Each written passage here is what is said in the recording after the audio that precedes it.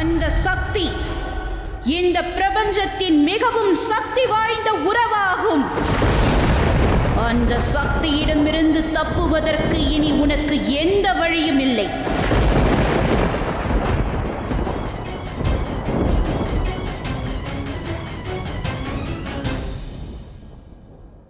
நீ எனது வாரிசை 6 துண்டுகளாக்கினாய் அல்லவா?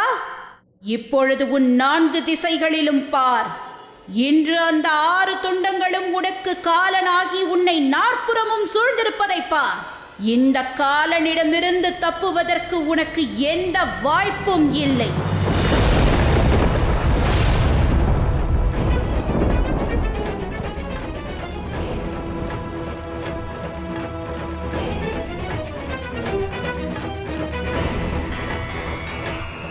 ஒருமுறை மகாதேவர் உனக்களித்த வரத்தை காப்பதற்காக உன்னை விடுவித்தேன். ஆனால் அப்பொழுதே நிச்சயமாக ஒரு நாள் வரும், அன்று மகாதேவரின் வரத்தை எவ்வகையிலும் மீறாமல் உன்னை வதம் செய்வேன் என்று கூறியிருந்தேன்.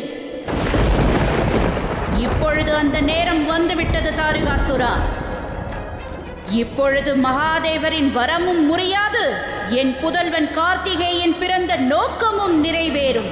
உன்னை கார்த்திகேயன் வதம் செய்வான். நான் அவனது ஆயுதமாகி உனது தற்பெருமையை தவிடு பொடியாக்கப் போகிறேன். உன் அகங்காரத்தையும் உன்னையும் அவன் அழிக்கப் போகிறான்.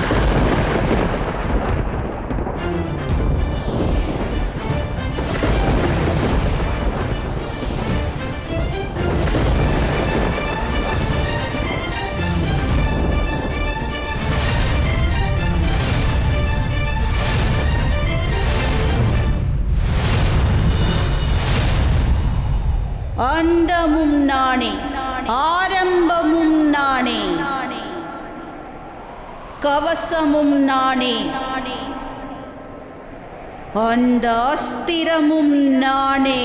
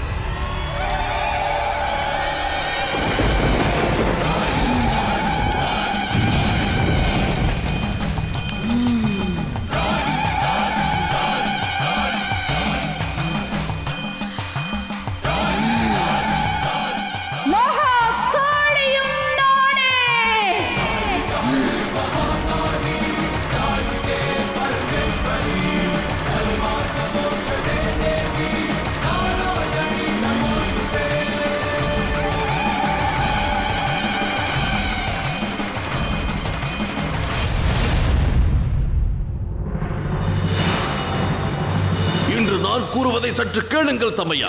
இங்கிருந்து செல்வோம், பிறகு பார்த்துக் கொள்வோம். வா. கார்த்திகேயன் வாழ்க, மகாகாளி வாழ்க. கார்த்திகேயன் வாழ்க, மகாகாளி வாழ்க. கார்த்திகேயன் வாழ்க, மகாகாளி வாழ்க. கார்த்திகேயன்